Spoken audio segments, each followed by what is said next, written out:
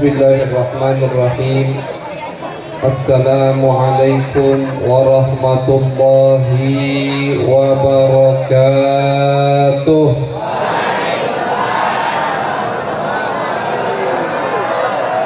Alhamdulillah, alhamdulillahi rabbil alamin, wa bihi nasta'in ala umurid dunya waddin. Wa sallallahu ala sayyidina Muhammadin khatamin nabiyyin wa ala alihi wa sahbihi ajma'in. Qala rabbi shrah li sadri wa yassir li amri wahlul 'uqdatam min lisani yafqahu qawli wasaddid lisani wahdi qalbi bijahin nabi wal ali was sahbi. Qalu subhanaka la ilma lana illa ma 'allamtana innaka antal alimul hakim. Allahumma salli ala sayyidina Muhammad al-fatih lima ughliq wal khatim lima sabaq nasiril haqqi bil haqq والهادي إلى صراطك المستقيم وعلى آله حق قدره ومقداره العظيم. أما بعد. Al-Mukarram wal Muhtaram yang sama-sama kita muliakan, guru kita tercinta, Mudir Ma'had Bustanul Ulum, Al-Ustadz Al-Fadil Al-Kiai Al-Muhib Imam Ahmadi hafizahullahu ta'ala wa ra'ah wa matta'ana Allahu bituli hayatihi asy-syarifah, amin ya rabbal alamin. Begitu juga Al-Ustadz Al-Kiai yang baru tadi kenalan dengan saya, dan alhamdulillah kami berbincang-bincang, yaitu Kiai Thayyib Firdaus. Mudah-mudahan beliau selalu dijaga oleh Allah Subhanahu wa taala, umurnya dipanjangkan oleh Allah Subhanahu wa taala dalam keadaan sehat wal afiyah, amin ya rabbal alamin. Dan para kiai yang lain, para asatidah, para masyayikh, para pewaris, para habaib daripada pewaris ilmu Nabi besar Muhammad sallallahu alaihi wasallam yang tidak bisa saya sebutkan namanya satu persatu tanpa mengurangi rasa hormat, takrim, ta'zim saya kepada antum sekalian. Begitu juga tidak lupa Al-Mukarram wal Muhtaram, wakil rakyat, Bapak Bupati yang dimuliakan oleh Allah Subhanahu wa taala, beserta staf daripada pemerintah yang hadir di tempat ini. Mudah-mudahan mereka semua selalu dinaungi oleh Allah Subhanahu wa taala, umurnya dipanjangkan dalam keadaan sehat wal afiyah, langkah-langkahnya selalu menyenangkan hati baginda Nabi besar Muhammad sallallahu alaihi wasallam, amin ya rabbal alamin. Ma'asyiral hadirin wal hadirat, mustami'in mustami'at, yarhamuni wa yarhamukumullah. Pertama-tama saya minta maaf wabil khusus kepada para kiai, pada para ketua, para pejabat, yang mana kalau dilihat dari umur mereka semua seumuran dengan bapak-bapak saya. Saya minta maaf sekali lagi karena duduk di atas kursi, bukan karena apa, karena kalau berdiri saya bisa ceramah cuma 20 menit. Saya ini belum biasa ceramah lama-lama, karena Kita ini baru pulang alhamdulillah dari kota Mekah Al-Mukarramah 1 tahun lebih, kurang lebih 1 tahun. Alhamdulillah kami menimba ilmu di kota Mekah Al-Mukarramah di bawah naungan Abuya Sayyid Al-Mufassir Ad-Doktor Ahmad bin Abuya Sayyid Muhammad Alawi Al-Maliki Al-Hasani dari tahun 2011 sampai tahun 2021. Jadi kurang lebih 1 tahun setengah kita baru ada di Indonesia. Jadi belum terbiasa kalau berdiri ceramahnya lama-lama. Jadi maka dari itu ya minta maaf, bukan karena sakit, alhamdulillah masih sehat ya. Jadi minta maaf sekali lagi karena saya kurang sopan duduk di atas kursi sedangkan antum duduk tidak di kursi. Ma'asyiral hadirin wal hadirat, mustami'in mustami'at, yarhamuni wa yarhamukumullah. Alhamdulillah thumma alhamdulillah. Pertama-tama puji syukur kita kehadiran Allah Subhanahu wa taala atas segala nikmat yang telah Allah berikan kepada kita, nikmat sehat afiah, nikmat taufik hidayahnya insyaallah, sehingga langkah kita digampangkan untuk menuju tempat yang mulia ini, tempat yang penuh barakah ini, yang mana tempat ini disabdakan oleh Nabi besar Muhammad sallallahu alaihi wasallam, tempat yang selalu dilihat dan selalu makhluk atas sana iri dengan tempat seperti ini. Jadi di dalam beberapa riwayat Nabi besar Muhammad sallallahu alaihi wasallam bersabda, kata beliau, tidaklah berkumpul dari umatku menyebut berzikir kepada Allah Subhanahu wa taala kecuali tempat tersebut bersinar sangat terang sekali sehingga penghuni langit pun heran. Mereka melihat tempat kita ini seperti kita melihat bintang di atas sana. Indah. Para malaikat makhluk terdekat Allah Subhanahu wa taala bertanya, "Ya Allah, cahaya apa itu yang sangat indah seperti kita melihat bintang?" Bahkan bintang kita lebih indah dari bintang mereka. Bintang di langit kalau hujan itu tidak ada bintang, kan begitu? Coba kita lihat sekarang ke langit, ada tidak bintang? Tidak ada. Tapi kalau bintang di muka bumi yang terang menerangnya karena zikir kepada Allah, karena menyebut nama Nabi besar Muhammad SAW, walaupun hujan begini tetap terang menerang disaksikan penghuni langit sana. Masya Allah. Jadi alhamdulillah kita diberi kesempatan oleh Allah Subhanahu wa taala memenuhi panggilan. Panggilan ini bukan panggilan mudir ma'had Ustadz Imam Ahmadi, bukan. Panggilan bukan panggilan para kiai, bukan panggilan para pejabat, tapi panggilan ini panggilan dari Nabi besar Muhammad sallallahu alaihi wasallam. Tidaklah menerima panggilan ini, datang ke tempat ini kecuali orang-orang yang sudah dipilih oleh Nabi besar Muhammad sallallahu alaihi wasallam. Mau bukti? Kalau kita mau bukti, coba kita lihat.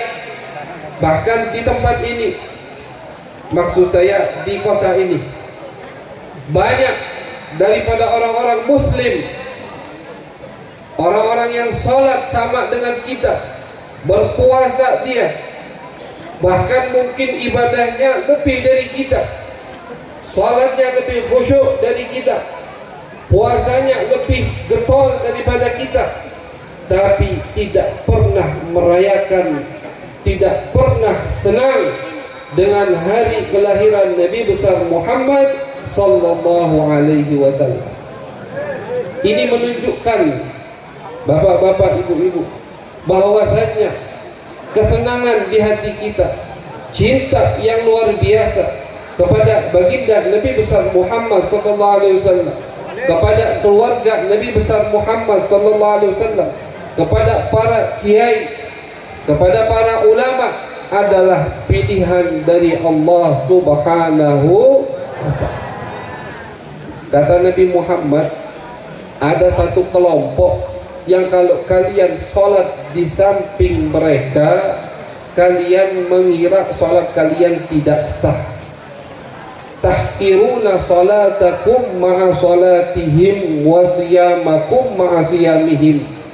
Kalau kita berpuasa di samping dia, seakan-akan kita tidak berpuasa. Yaqra'una al-Qur'an, kata Nabi, mereka membaca Al-Quran, bahkan mereka hafal Al-Quran. Lebih dari itu, mereka membuka pondok pesantren tahfidul Quran. Akan tetapi kata Nabi, yamruquna minad din muruqas sahmi minar ramiyah. Mereka keluar dari agama, padahal kelakuannya salat, berpuasa, membaca Al-Quran, tapi mereka keluar dari agama seperti anak panah keluar dari busurnya, kata Nabi besar Muhammad sallallahu alaihi wasallam. Siapa kelompok ini? Kelompok ini adalah kelompok yang tidak cinta kepada Nabi besar Muhammad sallallahu alaihi wasallam. Karena cinta kepada Nabi adalah fadlun wa ni'matun minallah, keutamaan dan nikmat dari Allah Subhanahu wa taala. Jadi jangan kita kira kita tadi ketika bersalawat luar biasa, seakan-akan kita di alam yang lain. Masalah duniawi kita terlupakan. Yang punya hutang banyak lupa sama hutangnya, tapi tetap wajib dibayar, Pak. Hutang itu wajib dibayar. Yang tentang lupa sama hutang tidak dibayar. Yang punya hutang lupa dengan hutangnya. Yang bisnisnya lagi ruwet lupa. Pak Bupati yang lagi ribet mikirin rakyat lupa. Kenapa? Karena disebutkan nama Nabi besar Muhammad sallallahu alaihi wasallam. Lupa kita dengan semuanya. Lupa kita dengan alam dunia ini. Ini baru sedikit kita menyebut nama Nabi. Bagaimana kalau kita seperti sahabat yang selama 24 jamnya memandang muka Nabi besar Muhammad sallallahu alaihi wasallam. Rasa yang kita rasakan tadi itu adalah nikmat dari Allah Subhanahu wa taala. Cinta yang ada di dalam hati kita fadlun, semata-mata keutamaan dari Allah Subhanahu wa taala. Karena jangan dikira masalah cinta itu masalah sepele. Jangan dikira amal itu lebih baik daripada cinta.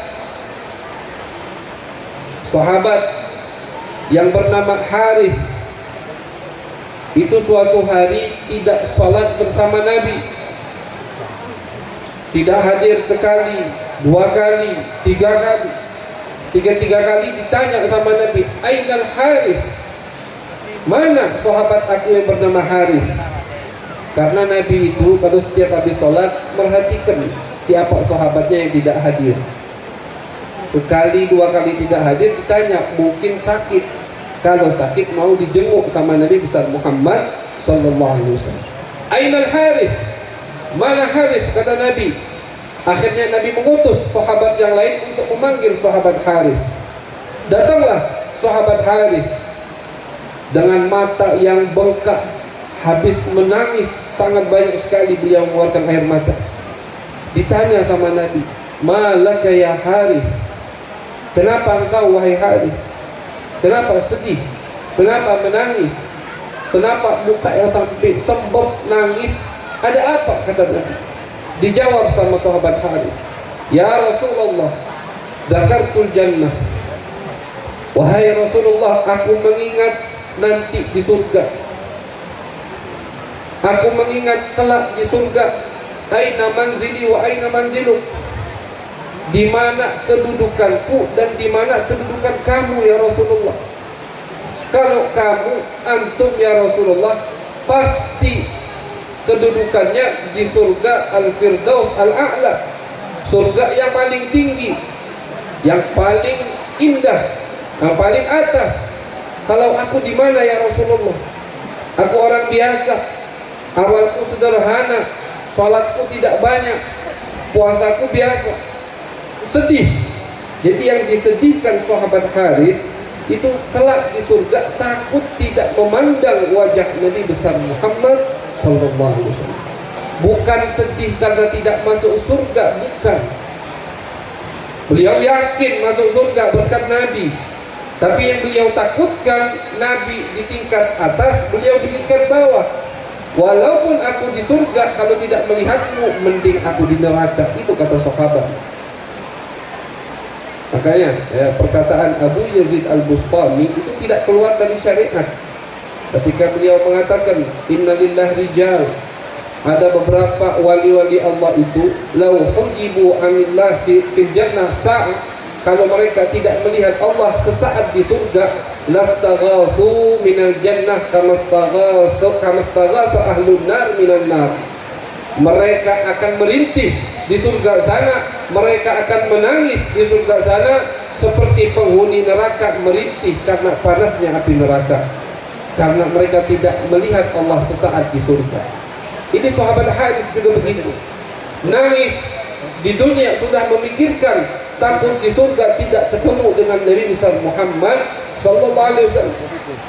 Tapi Nabi Muhammad SAW adalah orang yang sangat mulia, orang yang sangat dermawan, yang selalu balas budi, yang selalu memberikan. Itu Nabi besar Muhammad. Apa jawab Nabi Muhammad? Ya Harith, al-mar'u ma'aman ahad. Al-mar'u ma'aman ahad. Wahai Harith, kata Nabi, jangan takut, karena sesungguhnya orang itu bersama yang dia cintai. Kalau kau cinta segitunya kepadaku, maka kau akan bersamaku kelak di surga sana. Ini kabar gembira yang luar biasa untuk kita umat Nabi yang tidak melihat Nabi Muhammad di dunia. Sahabat Anas bin Malik, beliau mengatakan, ketika kami mendengar hadis ini, ma farihna bihi, kami tidak pernah senang dengan sesuatu melebihi kafarhina bihadal hadis, melebihi senang kami dengan hadis yang Nabi sebutkan tadi, al-mar'u ma'aman ahab, orang itu bersama yang dia cintai. Jadi insya Allah, karena kita di sini berkumpul karena cinta kepada Nabi besar Muhammad SAW, kita berkumpul karena cinta kepada masyayikh, karena cinta kepada para ulama. Insya Allah kelak di akhirat kita dikumpulkan bersama Nabi besar Muhammad, bersama para kiai, bersama para ulama di surganya Allah Subhanahu wa taala. Amin ya rabbal alamin. Ma'asyiral hadirin wal hadirat, mustami'in mustami'at, dari awal acara tadi ketika kita semua berdiri bersama-sama melantunkan lagu Indonesiaku dan lagu Hubbul Watan, itu tergerak di hati saya, merasa oh jadi begini yang dirasakan dulu oleh sahabat Nabi besar Muhammad sallallahu alaihi wasallam. Apa itu? Al-wahdah, merasa persatuan yang sangat luar biasa. Ketika kita tadi menyanyikan lagu-lagu tersebut, saya teringat, oleh karena inilah sahabat Nabi selalu menang di dalam medan pertempuran. Dari zaman Nabi, peperangan Badar, 313 orang melawan 1.000, 313 orang, jumlah kendaraannya cuma 70 onta, 2 kuda, sisanya berjalan kaki.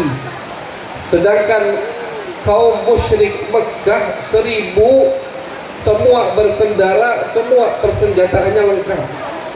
Tapi 313 mengalahkan 1.000 pasukan.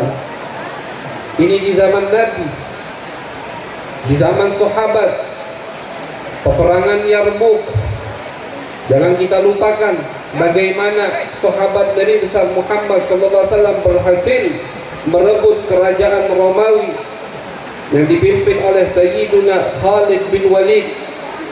Pasukan muslim 30.000 atau 20.000 melawan 300.000. 30.000 melawan 300.000.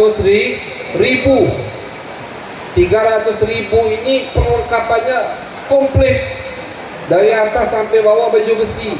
Sedangkan sahabat perlengkapannya sederhana sekali. Tapi 300.000 takut untuk menghadapi 30.000 sahabat Nabi besar Muhammad sallallahu alaihi wasallam. Apa yang menyebabkan wibawah yang sangat luar biasa di dalam hati orang-orang musyrik takut kepada orang-orang muslim? Karena persatuan yang sangat luar biasa. Persatuan ini ma'asyiral hadirin yang sangat dibutuhkan oleh umat zaman sekarang ini. Baik persatuan antara ulama, persatuan antara habaib, ulama dan habaibnya, ulama, habaib dan pemerintahnya harus bersatu agar wibawah kita kembali. Kata Nabi Muhammad, kalian kelak di hari akhir itu banyak, tapi kalian banyak tidak mempunyai wibawah. Wutha kagutha is-sail, kata Nabi besar Muhammad sallallahu alaihi wasallam. Kalian banyak, tapi kalian seperti buih yang ada di lautan, tidak mempunyai wibawah. Kenapa kita tidak mempunyai wibawah? Karena umat Islam sekarang kurang bersatu. Ma'asyiral hadirin wal hadirat, mustami'in mustami'at yarhamuni wa yarhamukumullah. Saking pentingnya persatuan ini digambarkan oleh Nabi besar Muhammad sallallahu alaihi wasallam ketika beliau hijrah ke kota Madinah. Sebelum beliau memulai apapun, pertama kali yang beliau laksanakan adalah al-mu'akhatu bainal muhajirin wal ansar. Beliau mempersatukan antara orang Mekah dan orang Madinah. Sama Nabi dijadikan saudara seangkat, istilahnya saudara angkat. Orang Mekah satu dengan orang Madinah satu.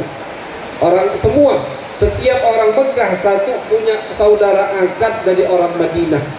Ini pertama kali yang dilakukan oleh Nabi besar Muhammad sallallahu alaihi wasallam. Baru setelah mereka bersatu, setelah hati mereka satu di bawah komando satu, yaitu komando Nabi besar Muhammad sallallahu alaihi wasallam, baru dimulai sama Nabi ajaran-ajaran Islam, dimulai sama Nabi jihad fisabilillah, peperangan di jalan Allah Subhanahu wa ta'ala.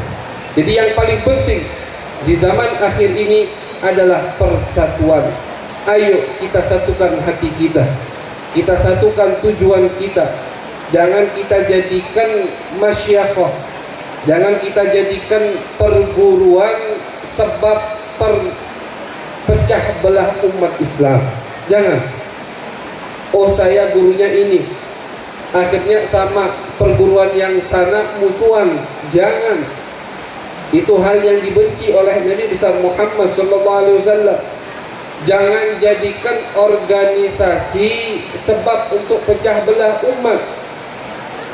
Apapun organisasi kita, semuanya di bawah naungan Nabi besar Muhammad sallallahu alaihi wasallam. Tujuan kita satu. Tujuan kita menyebarkan agama Islam. Tujuan kita menyenangkan hati baginda Nabi besar Muhammad sallallahu alaihi wasallam. Amin ya rabbal alamin. Alhamdulillah. Jadi alhamdulillah di malam yang penuh berkah ini, malam memperingati hari kelahiran baginda Nabi besar Muhammad sallallahu alaihi wasallam, kita berupaya untuk menyenangkan hati beliau dengan perkumpulan ini. Kita usaha untuk menyenangkan, untuk mendapatkan ridhonya dengan berkumpul di tempat yang penuh berkah ini. Bapak-bapak, ibu-ibu, Nabi Muhammad tidak butuh dengan perkumpulan kita. Nabi Muhammad tidak butuh. Nabi Muhammad tidak butuh dengan cinta kita. Nabi Muhammad tidak butuh dengan usaha kita, tapi kita yang butuh dengan Nabi Muhammad sallallahu alaihi wasallam. Nabi Muhammad tanpa kita rayakan pun sudah dirayakan oleh Allah Subhanahu wa taala.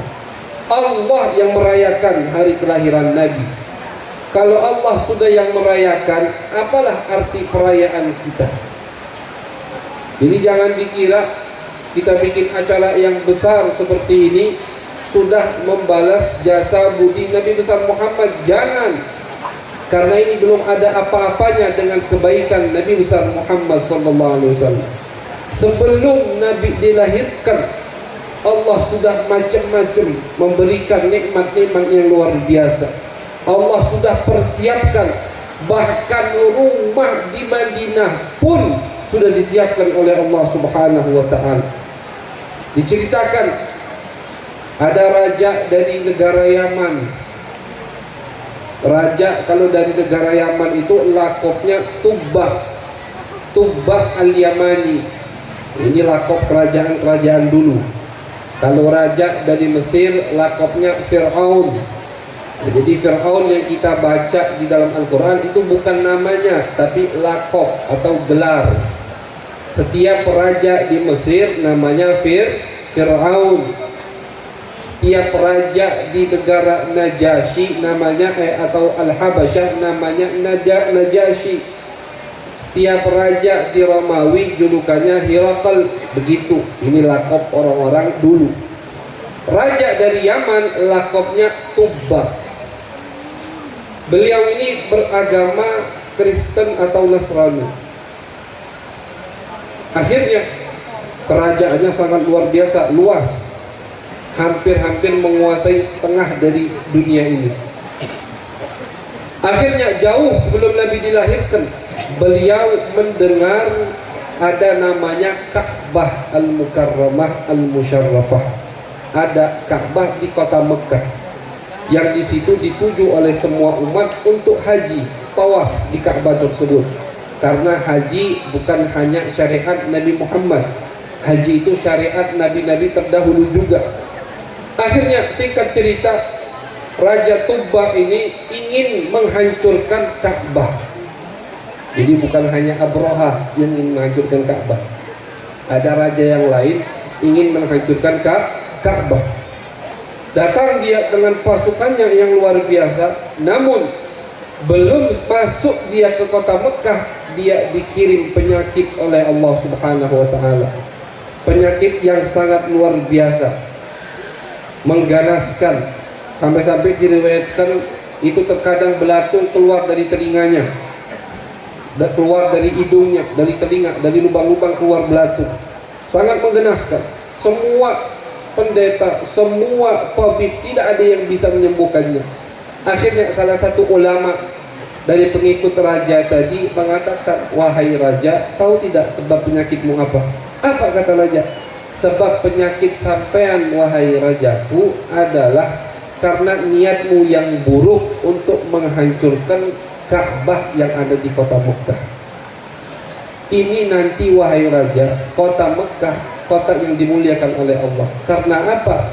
Nanti Nabi akhir zaman dilahirkan di kota tersebut. Bayangkan, ini ratusan tahun bahkan ribuan tahun sebelum Nabi Muhammad dilahirkan. Raja yang ingin menghancurkan kota Mekah dikirim penyakit oleh Allah Subhanahu wa taala untuk melindungi kota kelahiran Nabi besar Muhammad sallallahu alaihi wasallam. Terus bagaimana? Kata raja, biar aku sembuh. Wahai raja, biar kau sembuh, cepat nazar yang baik, niat beramal yang baik. Sudah, kata raja tadi, aku bernazar akan menghormati, akan mengagumi kota Mekah, dan aku akan memberi kiswah Ka'bah Al-Mukarramah. Jadi dulu Ka'bah belum ada kiswah. Pertama kali yang memberi Ka'bah kiswah adalah raja ini, Tubbah al-Yamani. Aku bernazar, kalau aku disembuhkan oleh Allah, Ka'bah aku beri kiswah, dan aku akan, selama aku berdiam di kota Mekah, setiap hari aku akan memberi makan orang Mekah ta'ziman lin Nabi sallallahu alaihi wasallam, karena menghormati Nabi besar Muhammad sallallahu alaihi wasallam. Malamnya nazar, bangun besok pagi sembuh dari penyakitnya, hilang penyakitnya. Senang raja tadi, masuk dia ke kota Mekah, berdiam di kota Mekah sebulan 2 bulan. Dikira dia sudah dekat Nabi diutus, jadi dia ingin menunggu kelahiran Nabi besar Muhammad sallallahu alaihi wasallam. Tapi kelamaan, oh ini kayaknya belum waktunya Nabi akhir zaman. Akhirnya beliau pulang dari kota Mekah. Tibanya di kota Madinah. Kota Madinah itu dulu namanya Yathrib. Sebelum Nabi hijrah namanya Yathrib. Kota yang sangat gersang, panas, tidak ada kehidupan di situ. Namun ketika Raja Tubbah ini melewati kota Madinah, salah satu ulamanya mengatakan, wahai raja, ini nanti tempat hijrahnya Nabi akhir zaman. Tadi kota kelahirannya, ini tempat hijrahnya. Bayangkan. Nah, jadi ulama-ulama dulu itu, baik Yahudi atau Nasrani, sudah tahu detail sifat-sifat Nabi besar Muhammad sallallahu alaihi wasallam. Mereka tahu lahirnya di mana, hijrahnya di mana, bagaimana lahirnya, tanggal berapa lahirnya, bapaknya masih hidup atau tidak ketika lahir. Mereka tahu mereka. Bahkan ketika paman Nabi Abu Talib membawa Nabi ke negara Syam untuk berdagang, umur Nabi 12 tahun waktu itu. Ketika masuk ke negara Syam, dicegat sama seorang Yahudi, ulama Yahudi. Ulama Yahudi tadi melihat Nabi masih kecil, langsung tahu ini Nabi akhir zaman. Ditanya kepada pamannya Abu Talib, ini anak siapa kamu? Abu Talib paman Nabi karena ingin melindungi Nabi, akhirnya berbohong. Ini anakku, ini anakku. Apa jawab ulama Yahudi tadi? Mustahil bapak anak ini masih hidup. Mustahil bapak anak ini masih hidup. Artinya sudah di kitab kami disebutkan anak ini lahir dalam keadaan yatim, bapaknya sudah meninggal. Sampai segitunya mereka tahu tentang Nabi besar Muhammad sallallahu alaihi wasallam. Jadi kita lanjut cerita tadi. Raja tadi Tubbah al-Yamani ketika melewati kota Madinah dan diberitahu di sini bakal tempat hijrahnya Nabi akhir zaman, Raja Tubbah akhirnya ingin berdiam di kota Madinah, mengambil berkah dari kota Nabi besar Muhammad SAW. Kata Raja Tubbah, ayo kita bangun rumah. Aku ingin membangun rumah yang besar, sehingga rumah tadi aku hadiahkan untuk Nabi akhir zaman, Nabi Muhammad SAW. Dibangun rumah yang besar. Setelah dibangun rumah yang besar, beliau wasiatkan kepada salah satu ulama dari pengikutnya yang ingin tinggal di kota Madinah. 200 ulama Yahudi ingin tinggal di kota Madinah menunggu kelahiran Nabi besar Muhammad SAW. Jadi ini asal usul kenapa ada Yahudi di kota Madinah. Kita kan suka baca di cerita di sejarah Nabi besar Muhammad, ada 3 kabilah Yahudi yang ada di kota Madinah. Pertama kabilah Qainuqa, kabilah Nadir, dan Quraidah. 3 kabilah Yahudi ini kenapa kok bisa ada di Jazirah Arab? Ternyata kakek nenek moyang mereka adalah pengikut Tubbah al-Yamani yang ingin tinggal di kota Madinah menunggu kelahiran Nabi kita, Nabi besar Muhammad sallallahu alaihi wasallam. Dibangun rumah tadi, diwasiatkan kepada salah satu ulama tadi sama Raja Tubbah al-Yamani. Namun ternyata ma'asyiral hadirin, rumah yang disiapkan oleh Raja Tubbah tadi betul-betul ditinggali oleh Nabi besar Muhammad. Kalau kita buka lagi sejarah Nabi ketika beliau hijrah, beliau belum punya rumah. Beliau bertamu di rumah Abu Ayyub Al-Ansari. Ternyata rumah Abu Ayyub itu adalah rumah Nabi besar Muhammad sallallahu alaihi wasallam. Ternyata Abu Ayyub itu keturunan dari ulama yang diwasiatkan oleh Raja Tubbah untuk menjaga rumah tersebut. Ini rumah aku titipkan kepadamu, bukan rumah kamu. bukan buat kamu, tapi kamu jaga, ini rumah buat Nabi akhir zaman, Nabi besar Muhammad sallallahu alaihi wasallam. Ternyata ustadz atau orang alim tadi punya keturunan Abu Ayyub, dan Abu Ayyub lah yang menjadi sahabat Nabi besar Muhammad sallallahu alaihi wasallam. Jadi kalau raja yang manusia yang 1000 tahun sebelum Nabi saja sudah menantikan hari kelahiran Nabi besar Muhammad, sudah senang dengan hari kelahiran Nabi besar Muhammad, masa kita umatnya tidak mau senang, tidak mau merayakan hari kelahiran Nabi besar Muhammad sallallahu alaihi wasallam? Ini semua bentuk dari cinta kita kepada Nabi Muhammad. Sekali lagi, Nabi Muhammad tidak butuh dengan cinta kita. Nabi Muhammad tidak butuh dengan perayaan kita, tapi kita yang butuh dengan Nabi besar Muhammad sallallahu alaihi wasallam. Para ulama mengatakan, kenapa sih Nabi itu mewajibkan kita untuk bersalawat kepadanya? Selain dari ayat suci Al-Quran, innallaha wa malaikatahu yusalluna 'alan nabi ya ayyuhalladzina amanu sallu 'alaihi wa sallimu taslima. Wajib hukumnya salawat kepada Nabi. Kenapa Allah mewajibkan? Kenapa Nabi di hadis-hadis banyak mewajibkan kita? Ayo, kata Nabi, salawat kepadaku di malam Jumat, di hari Jumat. Ayo perbanyak salawat kepadaku. Yang banyak salawat kepadaku begini. Kenapa? Bukan karena Nabi butuh dengan salawat kita. Nabi tidak butuh dengan salawat kita. Dengan bukti agar kita tidak merasa salawat kita ini dibutuhkan oleh Nabi, Allah balas satu salawat dari kita 10 salawat dari Allah subhanahu wa ta'ala. Man shalla alayya salatan sallallahu biha asyra. Yang salawat kepadaku sekali, Allahumma salli ala Muhammad wa ala ali Muhammad, itu Allah balas salawat 10 kali untuk dirinya. Salawat kita kalau dibanding dengan salawat Allah tidak ada apa-apanya. Misalkan kita salawat sekali, Allah balas sekali, itu sudah sangat cukup. Salawat dari Allah berbentuk rahmat. Salawat dari Allah pasti luar biasa. Ini tidak, bukan sekali Allah balas, 10 kali dibalas oleh Allah subhanahu wa ta'ala. Ini menunjukkan bahwasannya salawat kamu itu tidak ada manfaatnya untuk Nabi besar Muhammad sallallahu alaihi wasallam.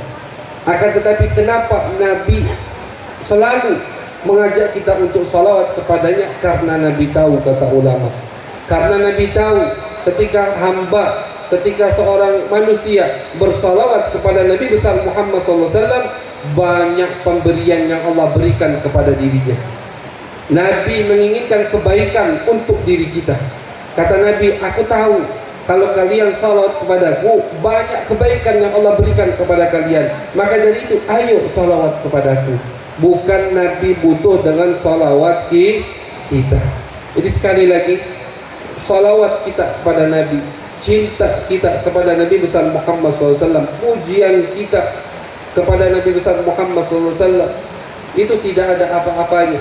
Karena semua sudah didahului oleh Allah subhanahu wa ta'ala. Kita merayakan hari kelahiran Nabi, Allah sudah merayakan lebih terdahulu. Kita memuji Nabi besar Muhammad, kita qasidah dari jam 8 tadi sudah qasidah, Masya Allah, sudah memuja-muji Nabi Muhammad, sudah dipuji duluan oleh Allah. Allah mengatakan, wa innaka la'ala khuluqin azim. Akhlak Nabi disucikan oleh Allah di dalam kitab suci Al-Quran. Engkau berada di akhlak yang paling mulia, wahai Muhammad. Bahkan tidak sampai di situ, kata ulama. Bukan hanya akhlak Nabi yang dipuji oleh Allah, bahkan Allah subhanahu wa ta'ala memuji semua anggota tubuh Nabi Muhammad, atau kebanyakan anggota tubuh Nabi Muhammad. Muka Nabi Muhammad dipuji oleh Allah di dalam Al-Quran. Lidah Nabi Muhammad dipuji oleh Allah. Wa ma yantiqu anil hawa in huwa illa wahyun yuha. Dipuji sama Allah.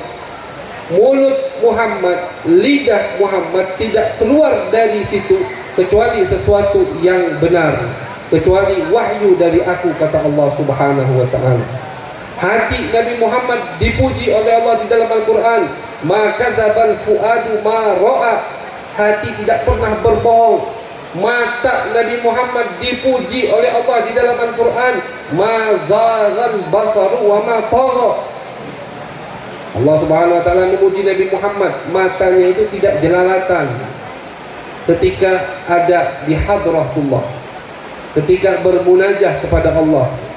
Ketika Isra Mi'raj, Nabi bermunajah kepada Allah, melihat Allah Subhanahu wa ta'ala, akan tetapi matanya tidak jelalatan, matanya ada. Bagaimana kalau santri lagi di rumah gurunya, di rumah yainya, itu tidak boleh matanya kemana-mana, harus nunduk, jangan melihat apa-apa. Itu termasuk adab. Disebutkan sama Allah, mata Muhammad ini beradab.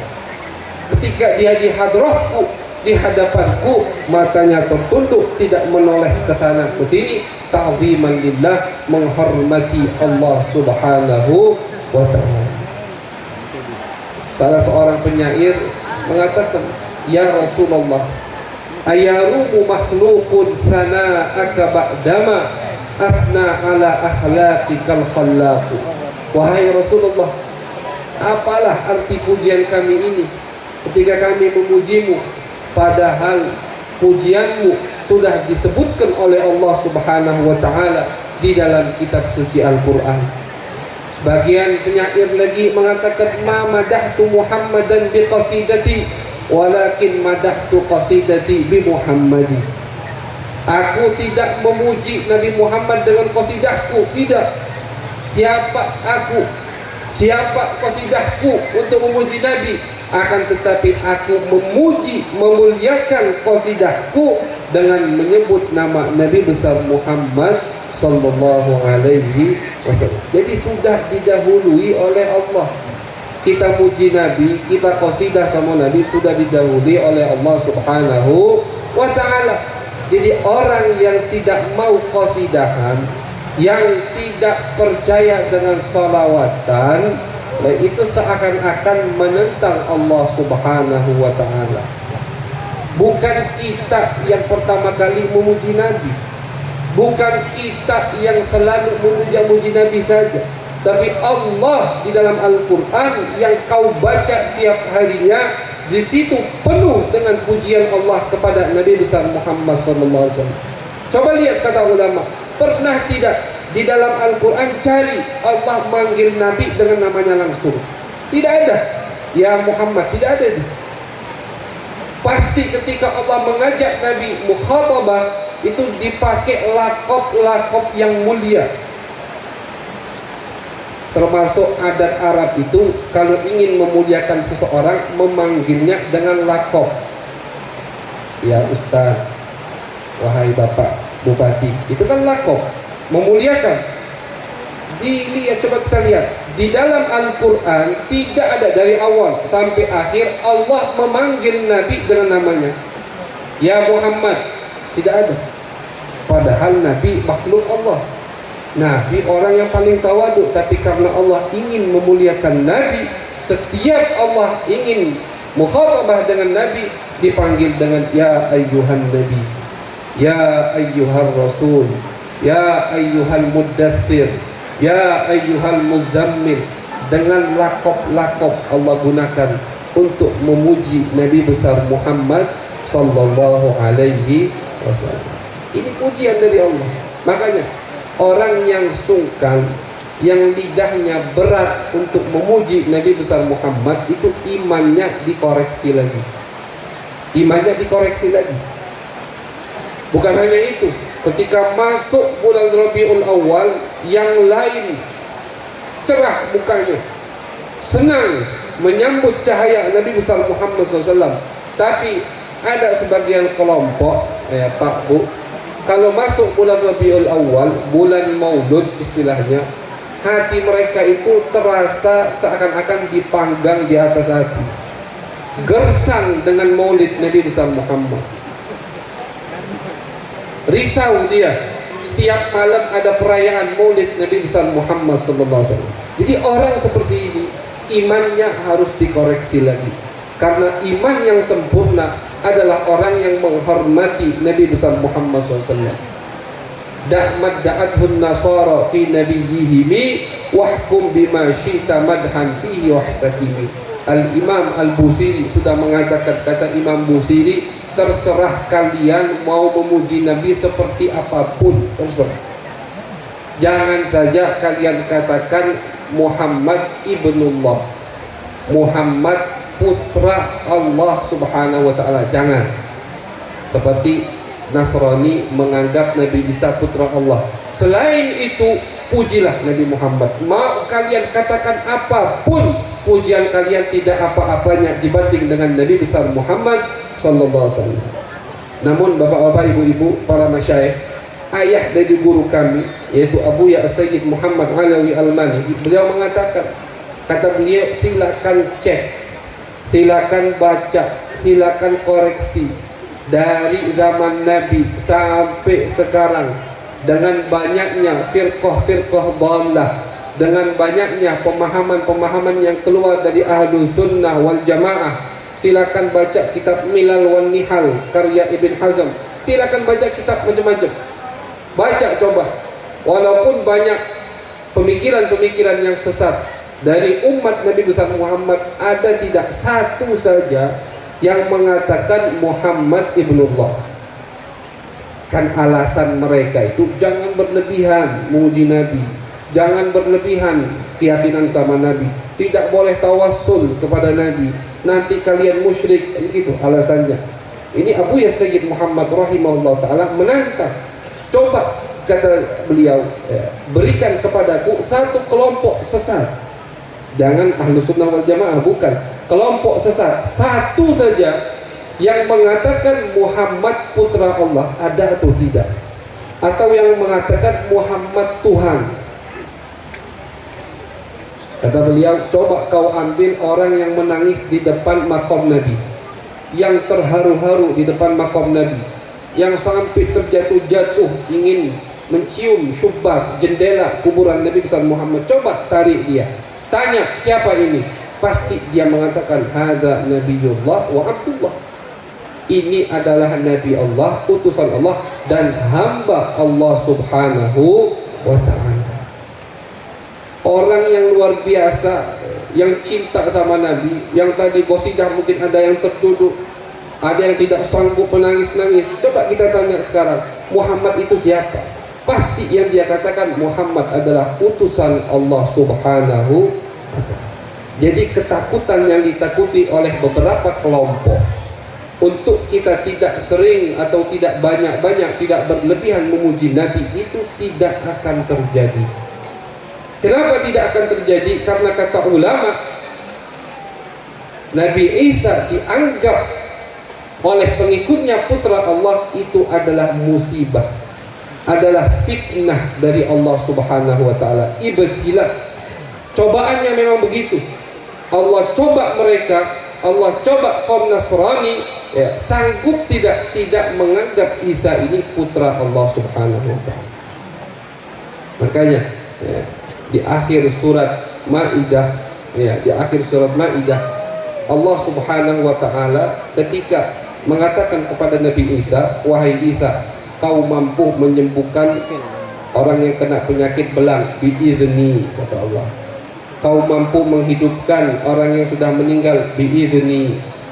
Setiap Allah berikan kemampuan mukjizat untuk Nabi Isa, itu selalu ditutup sama Allah kemampuan tersebut biizni, dengan keizinku, bukan karena kamu wahai Isa. Ini namanya saddud dzari'ah, menutup kemungkinan agar umat Nabi Isa tidak menganggap Nabi Isa putra Allah subhanahu wa ta'ala. Karena memang Allah kirim, Allah uji imtihan, Allah uji mereka dengan Nabi Isa. Tapi umat Nabi Muhammad tidak. Ini Nabi sudah mengatakan, kata Nabi, setan qad ayyisa an yu'bada fi ardikum hadza. Setan itu, kata Nabi, sudah putus asa untuk menjadikan kalian umat yang musyrik. udah putus asa. Tapi apa yang setan lakukan sekarang? Kata Nabi, yang setan lakukan sekarang adalah memperpecah belah umat. Itu gawe setan sekarang. Kalau untuk menjadikan orang yang sudah muslim menyembah berhala lagi, itu tidak ada sudah. Sekarang tidak ada lagi yang menyembah berhala. Tapi umat yang agamanya sama, yang sholatnya kadang satu masjid, hatinya tidak akur, itu banyak. Karena itulah tugas setan sekarang. Maka dari itu kembali lagi Al-Fakir kepada tadi nasihat pertama, persatuan sangat penting di zaman akhir ini. Ayo kita bersatu, tujuan kita sama, kita sholat kiblatnya sama, kita salawat kepada Nabi yang sama, setiap bulan Maulid kita merayakan hari Nabi yang sama, Nabi besar Muhammad SAW. Mudah-mudahan kita dikumpulkan oleh Allah Subhanahu wa taala kelak di hari kiamat di bawah naungan Nabi besar Muhammad sallallahu alaihi wasallam. Amin ya rabbal alamin. Mungkin segini saja dari Al-Fakir. Sudah malam karena kalau di Palembang itu Ustadz itu tidak pernah acara sampai jam 11. Masya Allah. Masya Allah, penduduk Kota Siak, Masya Allah, cintanya luar biasa kepada Nabi besar Muhammad dari jam 8 sampai sekarang masih mantap. Alhamdulillah. Ini sabar namanya, mantap. Sebagaimana duduknya mantap, insya Allah hatinya mantap dengan cinta kepada Nabi besar Muhammad sallallahu alaihi wasallam. Amin ya rabbal alamin. Hadza ma aqulu lakum wal afu minkum. Wassalamu alaikum warahmatullahi wabarakatuh.